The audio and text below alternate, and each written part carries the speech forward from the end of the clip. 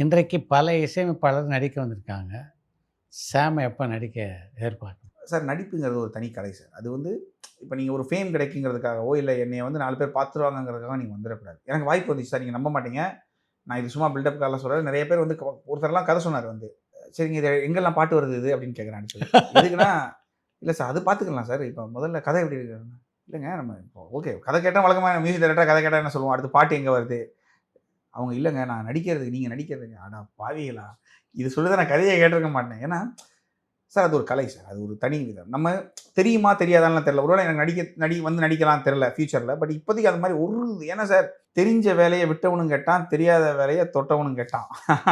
நம்ம இப்போ ஒழுங்கா ஒண்ணுல போயிட்டு இருக்கோம் சார். இதுலயே இன்னும் நெறைய சாதிக்கிறேன் சார். இன்னும் நெறைய நமக்கு வந்து பார்க்குற இடமெல்லாம் வந்து சாமோட பாட்டு கேட்குற மாரி, பாடுற மாரி ஒரு ஒரு இது நான் வரணும்னு நெனைக்கிறேன் சார். இதுலயே இன்னொன்னு சாதிக்கிறதுக்கு நெறைய இருக்கு. பண்ணிக்கலாம். பண்ணிட்டு பட் ஃபியூச்சர்ல தெரியல சார். சினிமாவா அது சார் இவ்வளோ பேர் இருக்கிறாங்க. இவ்வளோ பேர் இதில ஓடாத ஒரு வண்டி நம்ம ஓடி நடிச்சு இப்படி ஓடிருமா? அப்படிலாம் இல்ல சார். நமக்கு வந்து அது வருமான்னு தெரியல. இப்போதைக்கு அந்த எண்ணம் சுத்தமா கிடையாது சார். சுத்தமா கிடையாது. அது பிரஸ் மீட்டுக்கு போனா எல்லாரும் கேட்பாங்க. அது நம்ம பண்ற ட்ரெஸ்ஸான்னு தெரியல. சில டைம் வந்து இவரு பில்டப் பண்ற ட்ரெஸ் எல்லாம் பார்த்தா, இவரு ஏதோ அடுத்த கட்டம் வேற ஏதோ ஒரு பில்டப் பண்றாரு போல. அப்படிலாம் இல்ல சார். எனக்கு ட்ரெஸ் பண்றதுக்கு ரொம்ப பிடிக்கும் சார். ஆக்சுவலி இந்த மாரி ஒரு இதா இருக்கணும் அப்படின்னுலாம் பிடிக்கும். ஸோ அதுக்காக பண்றது தானே தவிர, அதுக்கும் இதுக்கும் எந்த சம்மந்தமும் இல்ல.